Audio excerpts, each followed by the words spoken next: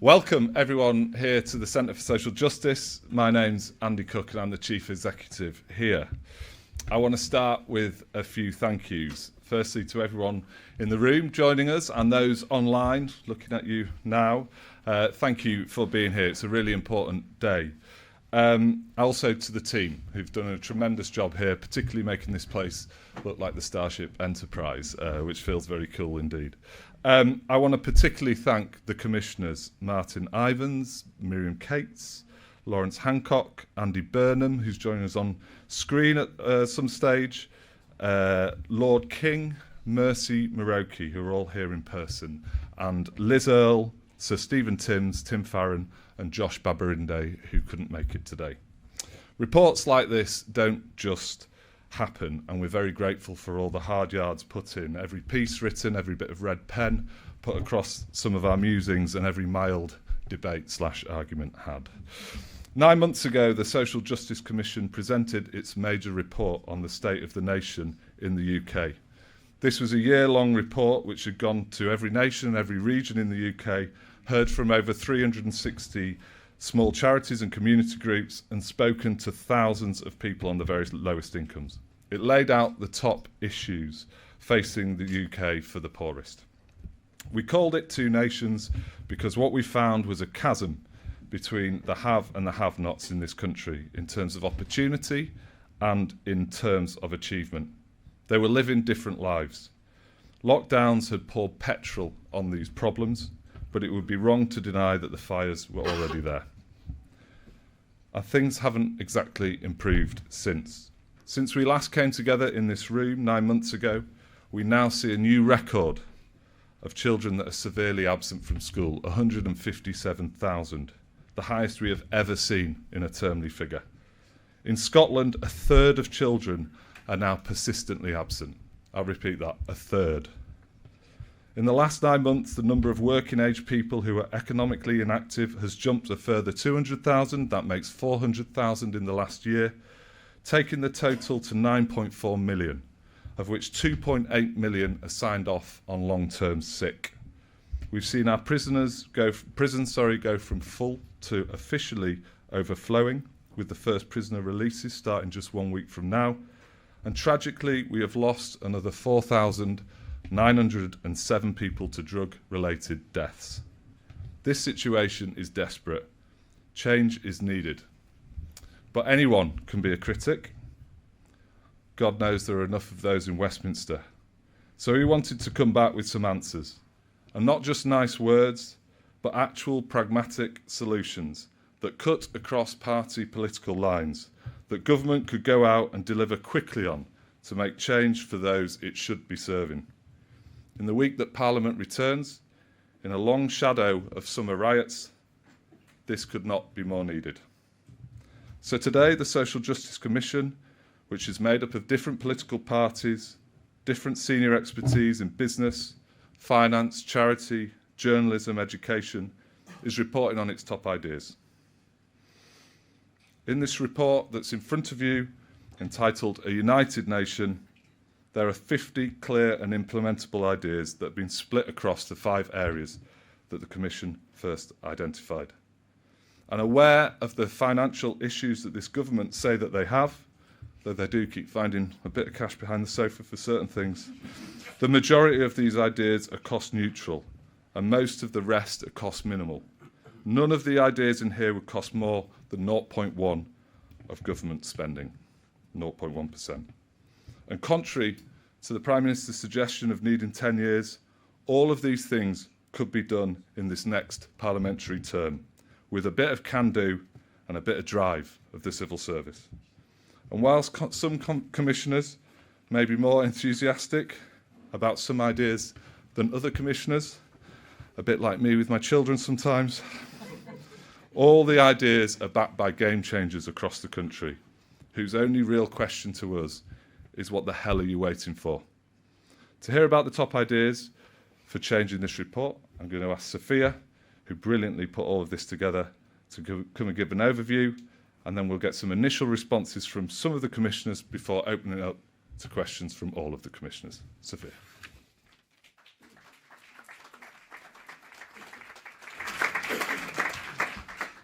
Thank you so much, Andy. Good afternoon. My name is Sophia Warringer. I'm going to briefly outline the main findings of a united nation. And Andy is very kind, but this was a huge team effort from the whole CSJ, bringing together the very best of our policy expertise.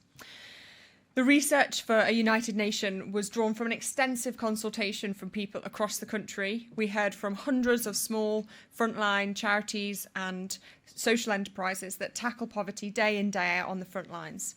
We travelled the length and breadth of the country, talking to those who are living in the most deprived and left behind communities. And we also conducted a national poll, including a very large cohort, half of the cohort, from the most financially deprived.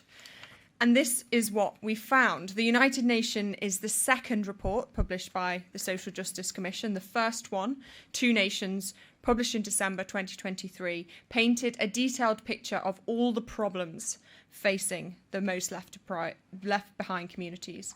And unfortunately, this thesis of two nations living completely separate lives has been proved true by the riots and the social unrest of this summer. Two Nations, as you can see from these two graphs, uncovered a widening gap between the general public, which you can see on the left, on the whole rate positive issues positively, as shown by the sea of green. However, this is a very, very different picture for the most deprived communities.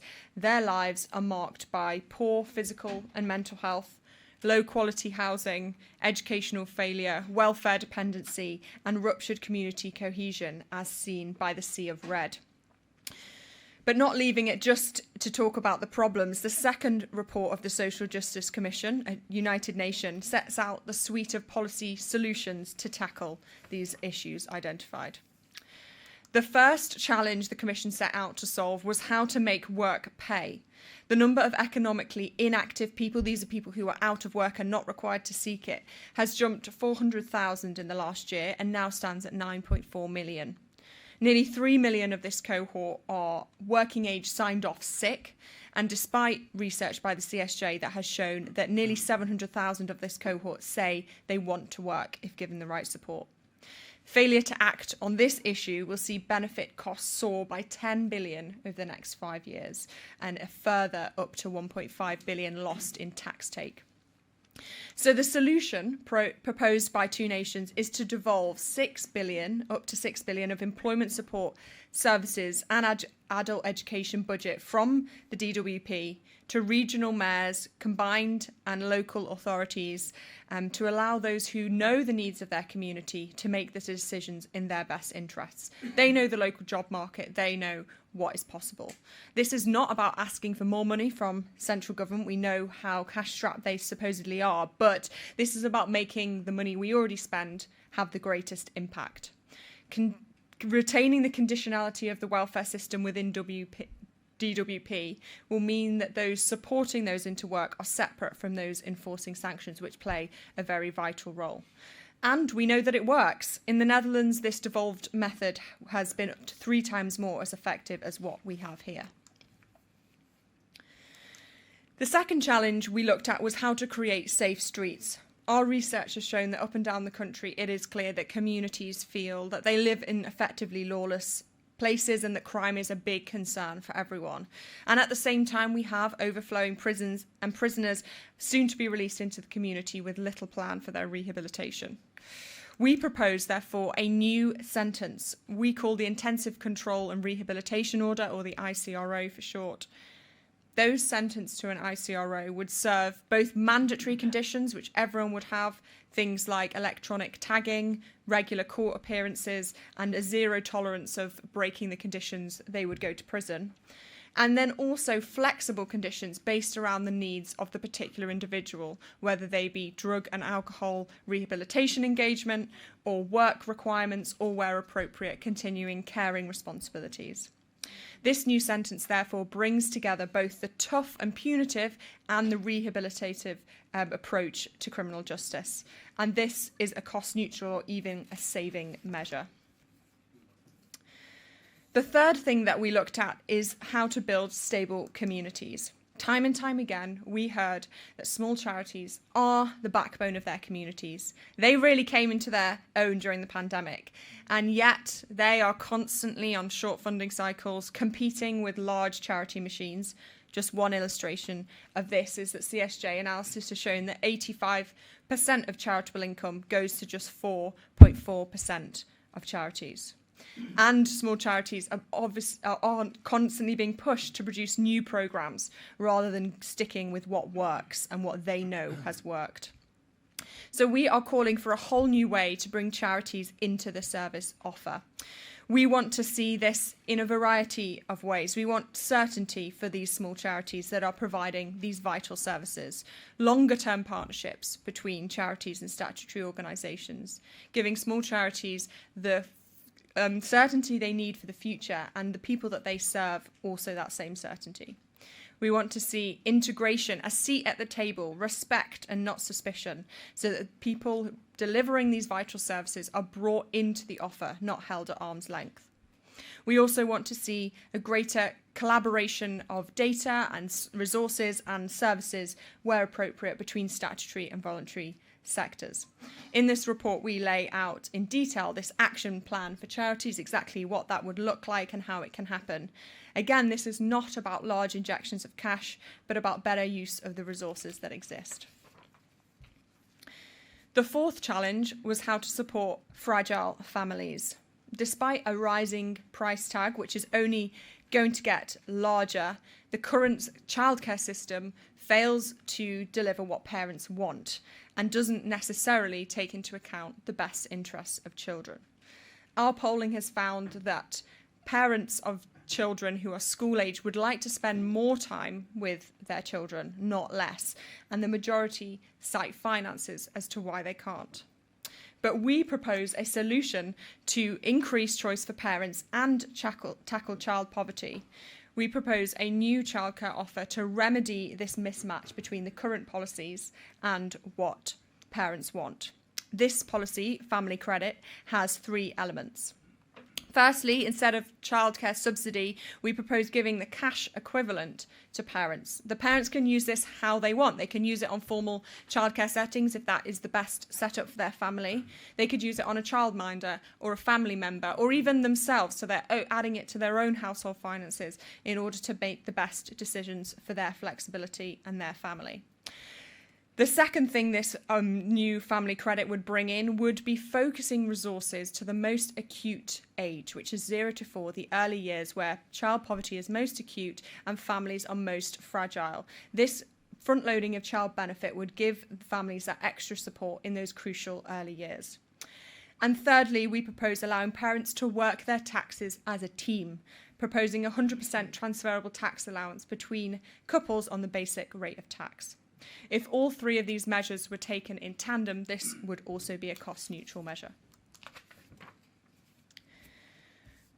The final challenge we set out to solve was how to ease some of the burden many children and young people still feel from the result of the pandemic, and particularly the lockdowns. CSJ analysis has predicted that if the trends continue as they currently are, then 1/4 of all children in the UK will have a probable mental health condition by 2030. That does not feel that far away. And at the same time, physical activity has plummeted. 1/3 of children do less than 30 minutes of exercise per day.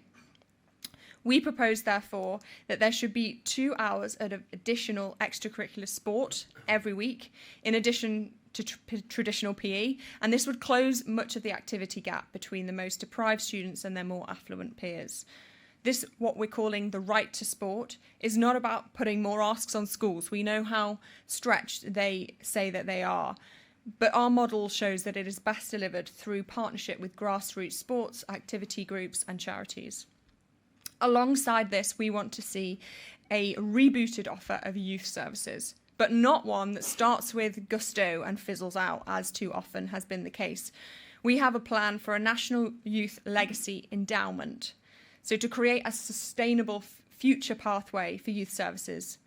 Rather than simply handing out cash, the endowment would work with philanthropic supporters to amplify the power of an initial government cash injection, but then require that to sustain itself into the future, meaning that these vital youth services have a path to continue running. These are just some of the recommendations. There are a total of 50 in the report. Please do give them a read. They all outline detailed ways that the government can take action now to deliver for the most disadvantaged. We'll now go to the panel for comments and questions. Thanks. Back to Andy.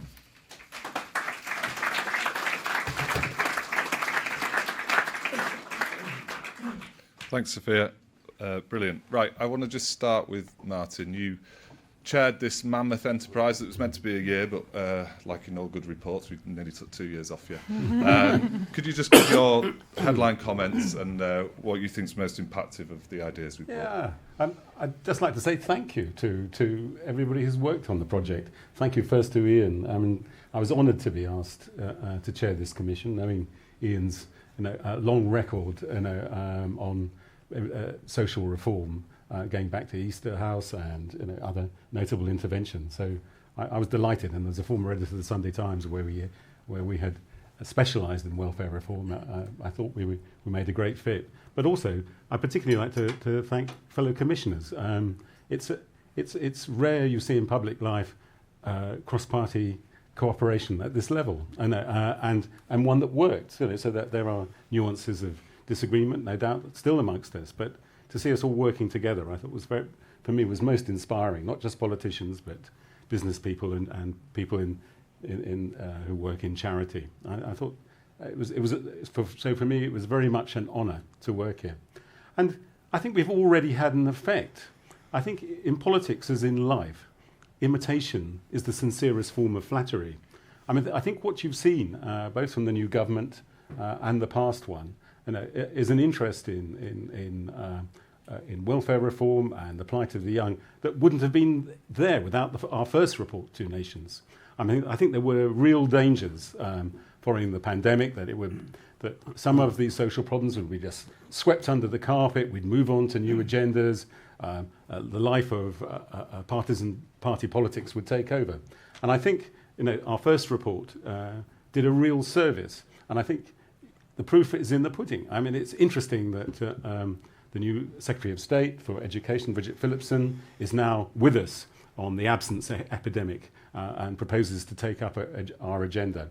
I think it's also a credit to fellow commissioners and Sophia and Andy and everybody on the team that people are looking now seriously at raising the level of employment in this country to an 80% target. And we haven't just left it there. I mean, the new report actually comes up, I think, with some very interesting solutions. I think Andy and Sophia were looking at the example of the Netherlands, but there they've reached that 80% target some time ago. So I think some of the ideas that we've come forward, I mean, work with the warp and weft of the new government on devolution. I mean, the 6 billion proposal, which is not new money, but to hand it back to those who might better be able to use it on the ground. So I think this has been already a great success. And I think a lot of the credit is due to the team here who've seen over the horizon in a way perhaps that conventional party politicians haven't. So I'd just like to say thank you to everybody involved and know that this report will continue to echo in Westminster. Thank you, Martin. Andy, I'm not going to ask you the obvious question of did you pull a few strings and get some Oasis tickets like the rest of us. I'm going to start instead with mayors like yourself always want a bit more cash from central government. How do you know that this 6 billion that we're asking to be put out will actually work in getting more people back to work? Thanks, Andy. Hi, everybody. And like Martin was just saying, I consider it a privilege to be part of this. I think in the era we're living, we need to work harder to build more political consensus and find long-term policies that the country can get behind and that can be in place for decades. And I think the report charts the way towards that. I'm not going to introduce dynamic pricing on my new public transport system, Andy, to answer your question. How do we know it will work? Well, the premise is quite a simple one. If you spend more public money through a single devolved pot, we can then join the dots and make that money go further, and we can personalise and localise the type of support that's provided. We can link the world of employment with the world of education, something you can't do from Whitehall. And we have proof here because we've had an element of DWP devolution for some years, linked to the work programme, and it's for people who've been out of the labour market the longest. We've achieved double the success rate of getting people back into work through our Working Well programme than was achieved through the DWP approach. So, we're confident that we can make the big change, and we don't shy away from the 80% figure at all. We want to go at that, but it will only happen, we think, with a major change. If I could just say something, Andy, very briefly about the proposal to devolve employment support, that's £6 billion. This is the right call, and it's the right time, with that big target having been set by the government. And we are now pitching into the spending review process, asking for permission to do that. I just want to illustrate the issue, really, because it came over to me in my mayoral campaign in a very, very vivid way. I was in a wonderful organisation in Salford called Loaves and Fishes, and they work with people who've been through crisis, homelessness, a range of things, providing one-to-one support, helping them with literacy, job searching, you name it, all kinds of things. And I was there one morning and it was packed out, barely a place to sit. People were sitting on the floor. They were making use of every scrap of space that they had. And across the road was a Job Centre Plus. And the person who runs Loaves and Fishes says, this is what's so frustrating for us. We're packed out. We're just trying our best to put people on their feet. And over the road, when people are going in there and feeling lost, and they ask, what can you do for me? They say, go over the road, see if they can help you. And it just doesn't work the way the system is. I think we need a complete paradigm shift in the DWP system. It's not a criticism of the people who work within it. It's just the way the system works. It's a distrustful deficit model that is more designed, in my view, to trip people up rather than help them out. I think if you personalise and localise the support they provide, and as was said before, ask local charities, local voluntary and community organisations to provide the support, I think you will get better results in terms of getting people into work. We had a Housing First pilot here that Sajid Javid set up, and all the evidence that's come through that as well is that if you give people the stability of a home and then you give them quite personalised support, they will use that breathing space to turn their lives around. So the evidence is there. We are presenting it now to the spending review process, to the Chancellor of the Exchequer. We are backed by this report in doing so, and that's why we're really grateful to everybody who's been a part of it. We think this could be a new point of political consensus going forward. The Secretary of State for Work and Pensions is talking about linking employment support to primary care funding, social prescribing, and making it a single consolidated budget. We are proposing a Live Well service for Greater Manchester. I would like to rename Job Centre Plus in Greater Manchester as Live Well Centres, where we crowd in that local community, charity and voluntary support to help people turn things around in a very different approach. And I think I could get to that 80% with that approach. There's no way I can get to it on the current approach. So I think you've pointed the way forward. Thanks, Andy, for asking me to be a part of it, and I'll hand back to you. Brilliant. Thanks, Andy. I'm going to go to a few other commissioners to get their response, and then we'll open up for some wider questions. Lord King, not only are you sat in one of the most incredible looking places I've ever seen, but also you are a month away from becoming the next president of the MCC, and you've constantly championed chance to shine, cricket and sport. And I remember you being particularly vocal about young people, sport and families. Do you want to just give your reflections on the ideas in this report and what needs to be taken forward? Well, thank you, Andy. I want to start by echoing what Andy Burnham said, which is that doing things at the local level is likely to be much more effective. I remember when I was at the bank and I'd go around different parts of the country. If you want to see where political divisiveness is greatest, you start at Westminster. the further away you get from Westminster, the more likely you are to find people who are willing to work across political boundaries, work across local authority boundaries, employers and unions working together, because they can see that there is a problem which in many ways may be unique to their area, and that they alone are capable of working to find a solution to it. And I think right through this report is a key theme, which is don't expect people sitting in Whitehall behind a computer screen to come up with the right answer. You need to trust and delegate the responsibility, and Andy has demonstrated that in practical ways in Manchester. A word about families and young people. I mean, families matter. They're the bedrock to our society, and yet only half of our children today are brought up by both parents, both natural parents. That was not true 50 years ago. It's been a tremendous decline of the family, and it matters and it shows. You can see that.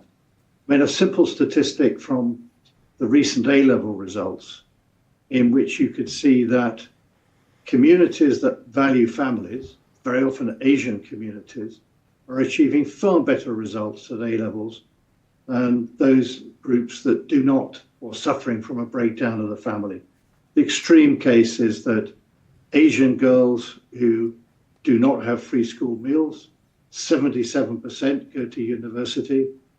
White boys who do have free school meals, 15% go to university. We're really creating two different approaches.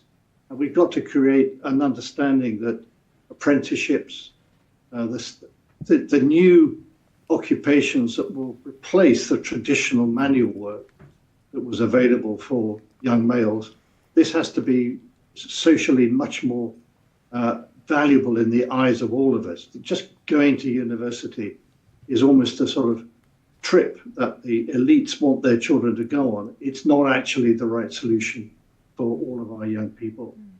So supporting families that are in trouble, as Sophia said, it's catering and tailoring child support to what families actually want, to have a childcare system that isn't impossibly expensive, but actually provides what communities need.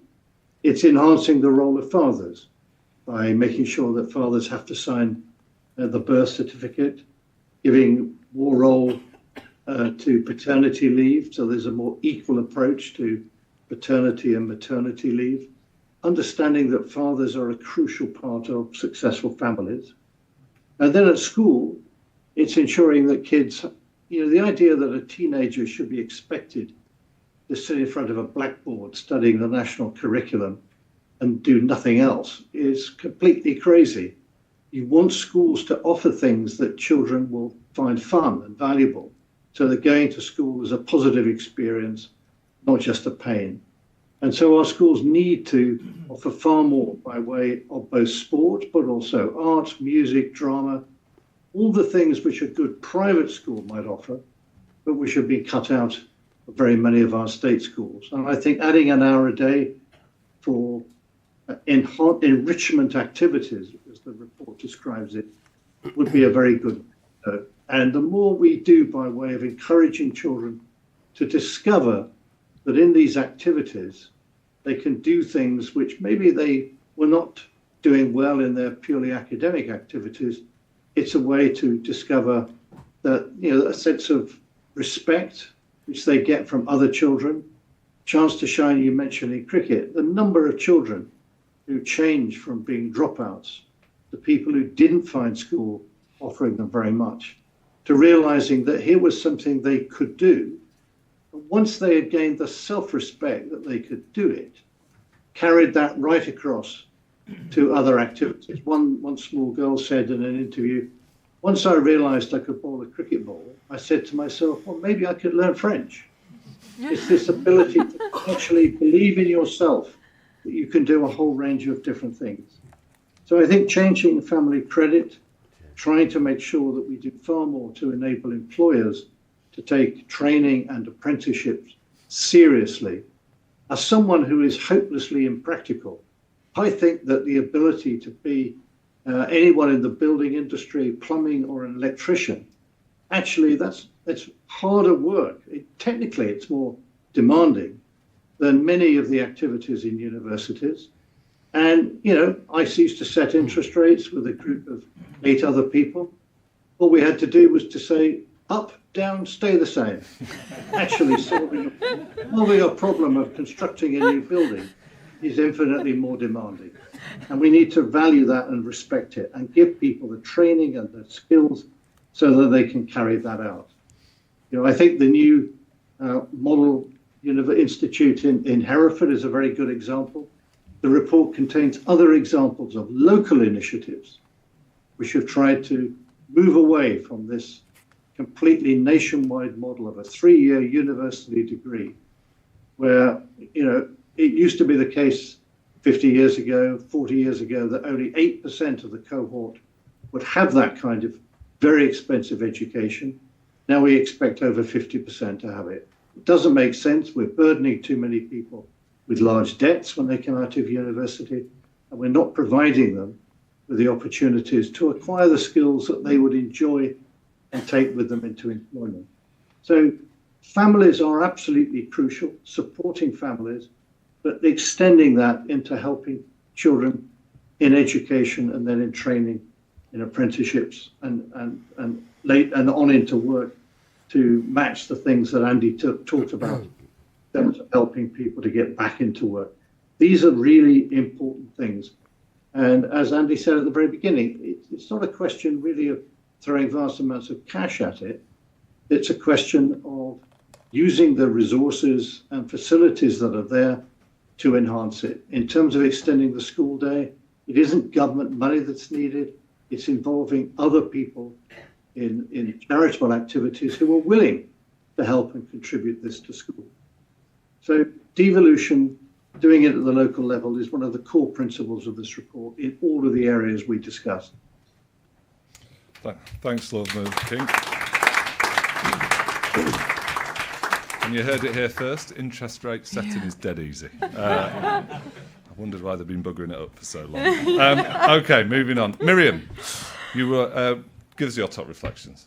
Well, I don't have much to add, actually, from what Lord King said about family and children. And I think when I first looked at the idea of extending the school day, which is something we considered in an Education Select Committee report a couple of years ago, I was quite against it because I think it's fantastic when children can play freely, meet with their friends and all those kind of things. But I think the reality is that actually most children, particularly deprived children, when they're not at school, are not engaged in healthy learning activities, which perhaps they were in the past. And that although for some of these other issues, as Andy said, yes, lockdown just poured petrol on the fire, I think for teenagers in a certain cohort, actually lockdown did create new problems. And they were the fact that they missed out on key experiences when their brains were developing, a key point in puberty that meant they are forever going to have lost confidence, forever lost social skills, forever not wanting to go out of their comfort zone. A lot of them become addicted to gaming and other things online. So I think there is this lost generation that needs a particular intervention. And I do think now is the time for that additional contact time, that additional encouragement, that additional extracurricular stuff at school. And I think you just have to look at the stats from the last Olympics, I don't know what they are from this Olympics, where 40% of GB Olympians went to private school, even though only 7% of children in this country go to private school. So basically, if you go to private school and you're good at sport, you will be invested in, you will learn to be an expert, you'll be coached, and you've got a chance of making it to the highest level. If you're a poor kid that goes to an ordinary school, you have no chance at all. Now, we don't need everyone to be Olympians, of course, but the kind of skills that you learn from sport and extracurricular activity, like teamwork, confidence, all those things, are so important for future life, and they are the things that children from deprived families, from unstable families, just find it that much harder to learn. So I do think now is the time to extend the school day, to put in place those community activities that will give those children who have lost so much a real boost and prevent them from becoming part of the problem that we're looking at further down the line. And on family stability, again, I completely agree with Lord King. I think if you are married, if you are born to married parents who stay married, you have won the lottery of life now, and that wasn't the case 50 years ago, and you're far less likely to end up in prison, you're far more likely to do well in job and career. And I think it is, yes, absolutely about making family life more affordable. It's absolutely scandalous that for people who are on benefits, they're often worse off living as a couple than they are as a part. That has to change straight away. But it's not just about stability in terms of economics, it's also about the relationship. So I think the recommendations in here about family hubs, providing free relationship counselling, more health visitors to help mothers in those very early days when it's very confusing. And if you don't have a network of friends and extended family around you helping you, those are the kind of interventions that we really need, because those first 1,001 days in a child's life are absolutely crucial. If you can help get parents through that particular stress, then they've got every chance of helping their child to be a success later in life. Thank you, Miriam. Finishing with Lawrence, you run an incredible thing in Blackpool, youth work. Is now also the time to have a whole new investment model for how we do youth work and youth clubs? Yeah, definitely. I think just initially my sort of top-line reflections of the report, and I don't wish to sort of romanticise it, but I always think that if you want to grow plants, the plant itself is not the only thing you need to focus on. It's the soil, it's the sunlight that you expose it to, it's the nutrients you apply to it. It's about creating the conditions in which that plant can thrive. And what I really see from those recommendations is creating the conditions in which people who live across the UK can thrive. And I think that's really quite special. So really proud to be a part of it, and well done to everybody who's worked so hard on it. The research does suggest that the earlier in life that young people are given opportunities to develop their personal capabilities, the better the long-term outcomes will be. So I just think that, on that notion of personal capabilities, what youth work does is it gives young people the skills and the tools to help themselves. It enables them to make positively informed choices in their own lives and therefore across society, which is essential if we want them to create the change that they want to be and to shape the communities within which they live. So I wholeheartedly support the notion of the Youth Legacy Endowment Fund, and I would hope that any implementing government would find a way to ensure that those whose needs are greatest benefit from it, by ensuring that the application process is suitable for community-based leaders who really, really do, through their lived experience, know what their community needs, but don't necessarily have the framework of language that's often required with funders. So I do think that that's really critical. Thank you, Lawrence. Finally, Mercy, what are your top reflections? So I've like to echo my other commissioners' words in terms of being delighted and honoured to have been asked to be part of this. My top reflections really are firstly that this isn't about asking for new money, and I think there's a real tendency when you have a think tank and they're sort of developing new policies to just ask for more money from government, and we know that we're not necessarily in a space anymore where the government is amenable to those sorts of large requests. And there is money out there. Whether it is government money that they can repurpose for more effective ways, whether it's private money through businesses, through philanthropists, there is money out there. It just needs to be used in a more effective way. And I think what this report does and what these recommendations do is they take a real personalised approach, really, to looking at individuals and their problems. So whether we're talking about offenders having solutions that aren't just punitive, that kind of give them options to sort of re-educate themselves, that look at them as the individual and what that individual needs to sort of rehabilitate themselves into the community, whether we're talking about children and what other things do they need outside of education. They need sport, they need youth clubs, they need that engagement, they need those capabilities. Whether we're talking about empowering parents and families and saying, okay, it's all well and good sort of just giving families free hours of childcare. Actually, what we can do is we can help and empower families to use that money effectively for themselves. And I'd like to talk quickly about some of the crime findings in this report, which I really found quite staggering, but not necessarily surprising. I think there's a real, even though the stats, if you look at them sort of on a long-term trend, is that crime has been going down. If you look at the long-term trends of crime, there is a real sense of lawlessness. I think that is definitely not going down. There's a real sense of lawlessness across the UK. And I think that's really felt quite viscerally in deprived communities. And admittedly, I used to be somebody who was, tough on crime, tough on the causes of crime. And I was like, build more prisons. And, I was really sort of punitive in a way in my approach to what I thought about offenders. Because I come from a working class community, I've seen what crime in a local community does, especially when the community is already deprived. It makes the community a more miserable place to live. And it really does disproportionately impact people who are already suffering and struggling in life. So I think that's where my sort of tough on crime perspective had come from. But actually what we know is that it's not working. What we've been doing just simply isn't working. And the reoffending rates in this report, I think, are really worth paying attention to. So 56% reoffend. 56% of people who've had a custodial sentence of under 12 months go on to reoffend. And it's clearly, whatever we're doing, it hasn't been working.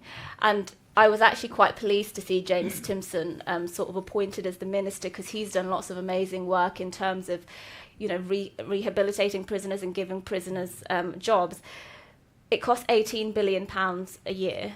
Reoffending. It costs £18 billion a year, and only 26% of people are in employment 6 months after being released. So clearly we need an approach that says, okay, look, you've done the crime and you can pay your time, and we can either lock you up in a prison cell and you can come out and you'll probably be back after a year and you won't have a job, or we can actually do things a bit differently and say, we're going to help you re-educate yourself. We're going to help you, become somebody who can function in the community like everybody else. And we're going to recognise the problems you have and recognise you as an individual. So I think for me, I've definitely come around from this experience in terms of how we look at crime. And I think that's one of the key things that we need to reform going forward. Thank you, Mercy. Okay, I want to open up to questions. Any questions? So let's start. Sue, front. Need a mic. Hi, Sue Chan from The Telegraph. A question mainly to Lord King, but also for the politicians among us.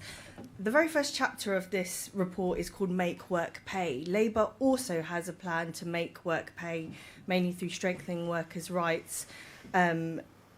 Do you think this is a good plan to help workers, particularly the ones that you're focused on in this report, businesses, and of course the economy? Lord King. So I think what this illustrates is that the solution to the problem of trying to get almost 10 million people back into work who have dropped out of the labour force, it's a staggeringly high figure, has got to be something which pays attention to the particular nature of the issues that individuals face. And I don't think it's just competing national policies that will do it. Clearly, there's an element in which the structure of benefits can influence people through financial incentives. But there's much more to it than that. And the idea that 3 million people have signed off sick, the fact that an awful lot of people are now claiming disability benefit who didn't before, the idea that the number of disabled people has suddenly shot up doesn't seem very plausible. So it's the structure of the way that benefits are determined. And I think, as Andy said with his example of Loaves and Fishes and the job centre across the road, it's the way in which people are dealt with, the way in which the system interacts with people at the local level. And surely there must be a real concern here that what happened after the pandemic, when we did see a very sharp fall in the number of people who were in the labour force, Some of them are coming back. But the interaction between that and health has been a major issue. And I don't think that problem, interaction between health, long waiting lists, employment opportunities, is going to be solved by a single benefit change or reform. I think it's going to have to be joining up the dots at the local level, I think was the way Andy Burnham put it. And I think that is fundamentally important. Of course, there are other things that can be done. But what I'm so struck by is that, if you take Wes Streeting's comment that the NHS is broken and apply that to many other aspects of life in Britain today, where many of those other services are broken, none of them are really a party political matter. You can't look at it and say, oh, there's an obvious socialist solution to it or an obvious conservative solution to it. It's finding practical solutions where people in local communities come together, recognize a problem and find a way through dealing with it. And I think that's why many of the issues that will be relevant in the current Parliament will require a bipartisan approach. And there are different ways of doing it, but it may be harder to do it in Westminster and much easier to do it outside Westminster. Thank you, Lord King. I'll take some other questions if we can. Who else? Chris? Yeah, Chris Smythe from The Times. I mean, the current government has also talked a lot about joining up health and work services. It talked a lot about devolving these things. You'd expect it to be quite welcoming of this report, and it's kind of surprising that we haven't heard much on it. Do you think there's anything practical stopping them doing this? What do they need to do to make this a reality, or should they just be getting on with it? And if I could ask Andy Burnham specifically, do you see your submission to the budget on permission to do this in Greater Manchester as a litmus test of whether the government is really serious when they talk about devolving these powers? Well, thank you, Chris. It's a fair question. I guess we will find out, but I'm very encouraged by what I've heard Liz Kendall say so far. Mervyn King picked up on the example I gave, and I was really glad that he did. The current system, to again put it a different way, when people walk in the door of Job Centre Plus, they feel worse about themselves when they walk out. And there's just no way a system like that is going to succeed in getting more people into work. You have to come at things from a much more supportive, localised approach. And to pick up the point that I think Mercy was making before about it's not more money necessarily, it's better spending of money. That employment support budget currently goes to sort of very large corporate entities who currently provide contracts across the northwest of England. And it is a very much, low unit cost, one size fits all, very kind of low level offer. And we're saying for the same money, we will enrich that spending so much by delivering it through our local charities, community and voluntary organisations. So I'm really confident in what we're saying, and the benefit comes when you link that employment support funding to the adult education budget that I've already got control of here, or when you link it to primary care funding, social prescribing. That's when you multiply the benefits, where you give people a whole package of personal support that then gets a better result at the end of it. We're calling it a Live Well service. Imagine that every Job Centre Plus in Greater Manchester is renamed a Live Well Centre. And it's local organisations that are crowded into those places, helping people in many, many different ways. I just think you get the feeling of how that could be such a different system. And if I can, just one quick point about, the lost generation. And I strongly agree with what everyone said about sport and the value of that. We think we've also got to do more to not just help working age adults, but to help younger people as they're coming through. And it's why I am absolutely determined to persuade the new government that creating an equal alternative to the university route is another big part of fixing broken Britain. Too many young people are coming through their middle teenage years at school and feeling that the system is turning away from them because it's very focused on the university route. Now, there's nothing wrong with that for those who want to go on it. But I do see in the surveys we do of young people here that many lose hope in their middle teenage years because they kind of sense that there's not the same support for them as there is for others. So the Greater Manchester Baccalaureate is our answer to that, the MBAC. It's a path that will lead people directly to our employers.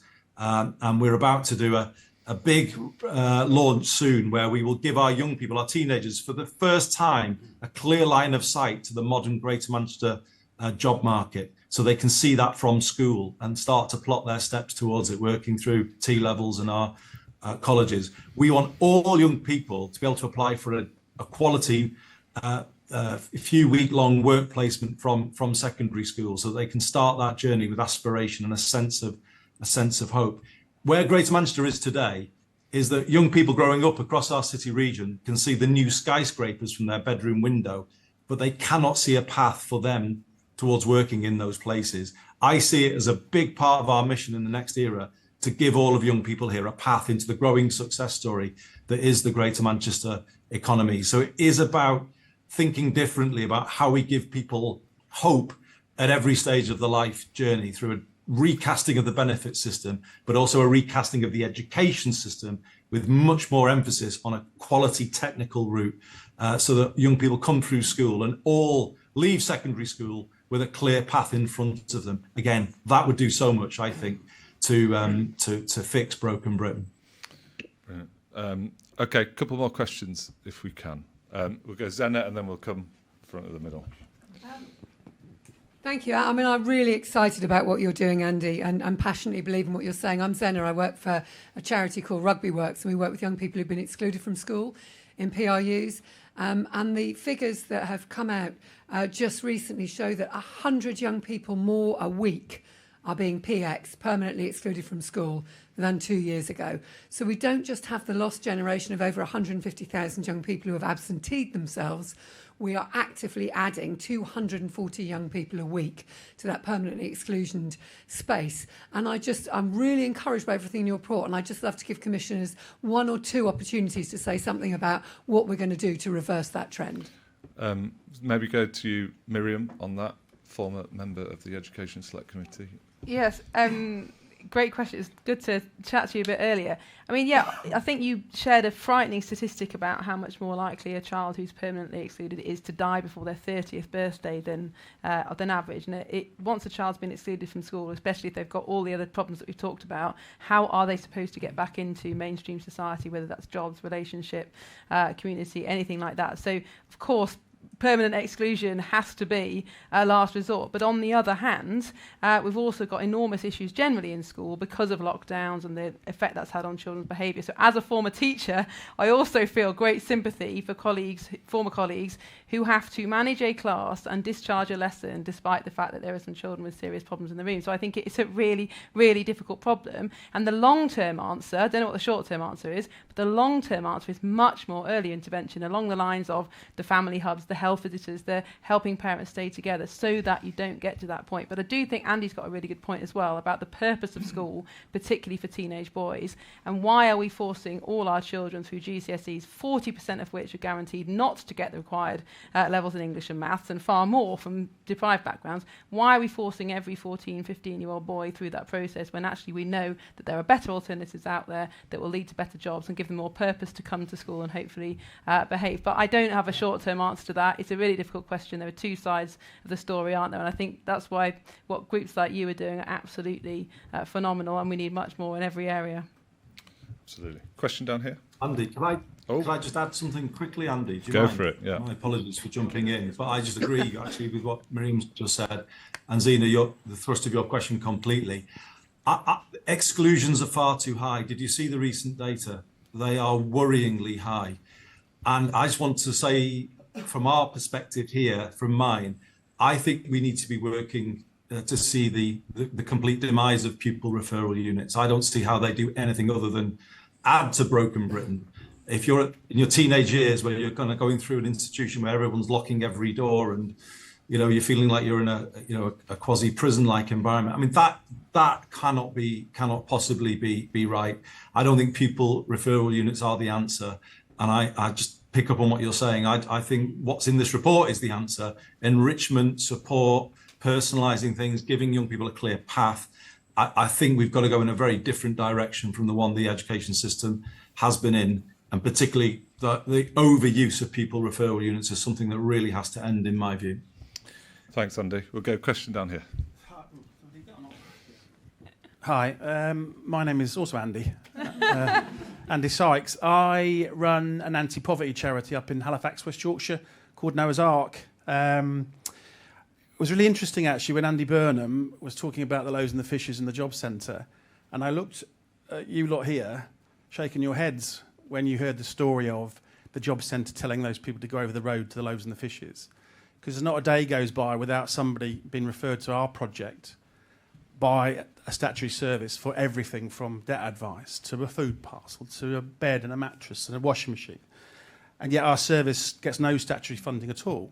So what I'm interested to know is, how do we, as a sector, not just our project, but a sector that delivers high quality, extremely professional services, how do we get this seat to the table with our local authority and our local NHS, where we're actually treated not as old Doris is doing good, but the word voluntary sector does not mean that we're all voluntary, delivering not services to not the same standard. We do deliver services to exactly the same standards as the NHS and the local authority, but we're not at the same table as them, and they don't respect us in the way that actually we should be respected. Great point. And actually, there's a whole chapter on this about the small guys. Yeah. Lawrence, you come in on this. I hear you. So I if I'd heard both of those questions, because I was a kid that was excluded from school, and went on to then start a charity at the age of 21 to work with young people who are going through that storm and stress of adolescence.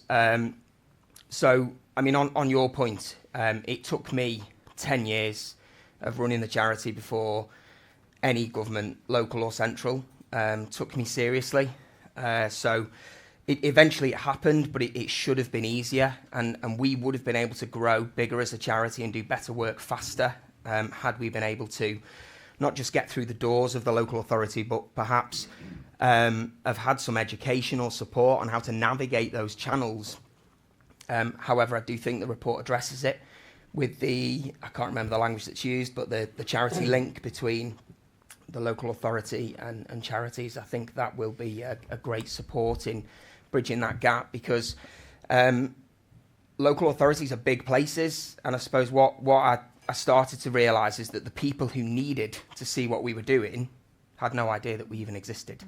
And once that link was made, it was a game changer. And I do think that the report addresses that. So yeah, there needs to be a whole change to the infrastructure of how we do commissioning. Frankly, there's I think it's the top 100 charities as well. I throw big charities into the mix as well. They spent £175 million a year on fundraising, which is the same turnover as the 100,000 smallest or 10,000 smallest. So there's a real disconnect. Yet a lot of the small guys are doing the work at a fraction of the cost and with huge effectiveness. Right, I'm going to have to call stumps on it there. Oh, sorry, I know, I've got to. Our other founder, Tim Montgomery's here. I don't want to lose my job. Tim, final question to you. Make it a good one. I didn't know I had that power to get rid of you, Andy. No, I didn't. I hope you don't, actually. Yeah. Formerly of this parish, still perhaps of this parish. My question really is to Iain and Andy. It generally warms my heart to see two politicians from different parties sitting down together in the way you have to sort of forge something special. And I think we're going to enter a period of British politics where there's a lot of volatility. Don't want to predict the future, it's a dangerous thing to do. But we could see a lot of seesawing between the main parties in power. The kind of partnership that you two guys are building up with esteemed people like a former editor of the Sunday Times, former governor of the Bank of England, is special, really special. Mainly I just want you to encourage it, particularly you, Andy Burnham, to ally with a sort of a think tank with a Tory reputation, be willing to engage with us is amazing. Have you got any advice to your colleagues? Why have you done this? How have you sustained it? How can we make sure that partnerships like this aren't the unusual thing, but become more the common thing in British politics? Of my God, we need it. Thank you, Tim. Okay, we'll hear from you, Andy, and then Iain, maybe you can close proceedings with your thoughts. So, Andy. Well, thank you, Tim. But yeah, I think it's what Mervyn King was saying before. When you actually come out of Westminster and look back at it through different eyes, you just realise how much time is wasted there, really, in pointless party first point scoring. We take a place first approach here. What's right for our place? I've been very, very strong on that. And we are increasingly playing back to Westminster saying, look, work with us on this. And if you take a place first approach, it takes you to working with everybody who will, contribute to taking Greater Manchester forward. So I think it is beginning to work as well as, as you're saying, I learnt in politics working with Theresa May on Hillsborough and other things. You get more progress when you reach out and you find that common ground. And we really need to do that, don't we, in these times, the summer we've just lived through. We need to work harder, all of us, at finding common ground and building on that common ground. And that's a real message, I think, to everyone in this new parliament. We've got to move away from the division and the sort of toxicity at times of the certainly the space on social media. We've got to start reaching out much more than we have been, I think, in recent times. And the proof is things are often more practical than they are political, as Mervyn was saying. And there is space to find common ground. I think if one big thing from this is spending more of the DWP budget, the employment support budget, through local community and voluntary charities, which is what's coming through in this room. Let's really take that and build on it as a big point of political consensus. So I think devolution, Tim, just finally, is in England is beginning to change the political culture, because all of us are coming with that place first rather than party first approach. And we're playing that place first call to Westminster more and more. And to be fair to it, it's beginning to reply. It did under the last government, and they were very generous to me at times with some of the extra powers and budgets they gave me. And it's been very much taken up by the new government, with the Prime Minister inviting us all to Downing Street in the early days. A more localized approach leads to a less political, more practical approach, as Mervyn was saying. The more we do of that, the more we've got that space for common ground to open up, and therefore we can all build on it together. Thank you. Iain, would you like to close things?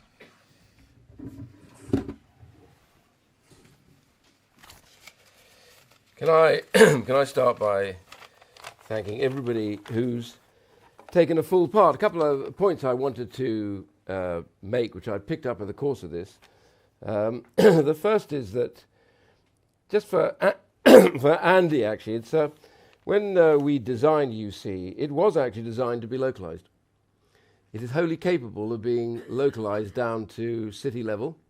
We started by doing it to Scotland, who actually didn't want it to begin with, but it can be localised there. It can be localised to a much lower level, because that's what it is. It is about interconnection with people. And that means also that all the local charities, local voluntary sector, should be part of that in terms of what the job centre does. It should actually be integrated so that you can reach out to groups. They get supported financially, but they're also able to bring their expertise, which is actually the nub of what the CSJ is all about. It's about saying, we have a problem, we don't know the answer, but there are people out there that do have the answer. Let's go and find out what they think and bring that back to Westminster so that we can learn from that. And that's what the whole point about this report, which is this was all done on the basis of going out to these big hearings with lots and lots of voluntary sector and charitable groups in different areas and asking them to tell us their stories about what they wanted and what they could do and what they're not doing at the moment. So bringing that power together. It's also interesting to talk about, I see Holland is mentioned a lot in here. I went some years ago to Holland, and the two things struck me about Holland, which I often bang on about, but I'm going to bang on about it again now. Holland has an education system which is leagues better than ours. And I don't say that as a criticism of teachers. I say the system itself is set up on a two-statist approach. 60% of their schools are owned and run by charitable organisations. They are run in the benefit of the state, that is to say, education for everybody, etc. And they're run and managed at local level by the main secondary school. So the primary schools look to the main secondary school, who pushes out the policy about what they do and then report back to the local authority. that makes the system very focused on what the needs are in that community. And it could be done here. So the recommendations that are being made here about Holland. And I remember a head teacher in Holland, when I was talking to him, who had been a teacher in England. And I said to him, because in those schools they do all the trades in the school and all the academic. Everybody has to do a bit of both all the way up through their educational system. Those who are going to go to university and academic careers or whatever, then they slowly move more towards that. And those who are going to go to do things like apprenticeships, etc., they will be moving more down that road. And I asked him why you did that. And he said, first of all, we like people to be qualified in Holland. I know it's not a recommendation the UK has much belief in. We know that when a banker goes home, they need to know that when they switch the light on, it's not going to electrocute them. When they go and have a bath, somebody bothered and knew that they had to earth that water pipe, otherwise they would electrocute them. And the roof will stay up and not come down. So our respect for the plumber, for the electrician, for the builder should be as high as our respect for the banker who earns a lot more money than they do. And he said, if you start with that basis, then all the way through your schooling system, that mutual respect builds to a homogeneous society and a way to run things. And sport, of course, is part of that. What does sport do?